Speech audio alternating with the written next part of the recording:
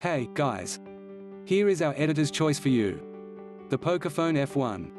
When you think about it, the Pocophone F1 was sensational because of what it offers to the user, a lot of spec for not a lot of money. Here are a few reasons why. High-end internal specs.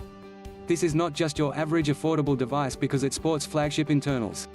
Powering the device is Qualcomm's Snapdragon 845 processor and either 6 or 8 GB of RAM. Not only that, it also has up to 256 GB of internal storage. Liquid-cooled. The Pocophone F1 added in a liquid cooling system to the Poco F1 called LiquidCool. They inserted a water vapor-cooled copper heat pipe on top of the device's chipset to facilitate better cooling. Infrared face unlock. The F1 features a more secure and capable face unlock technology. That's because it uses infrared scanners instead of just its front cameras. This provides better accuracy even in low light conditions. So affordable. It's so cheap, you can't pass it. For better or worse, the Pocophone F1 remains cheaper than any flagship Android or iOS smartphone in the time of its release. We highly recommend this smartphone. Do you agree?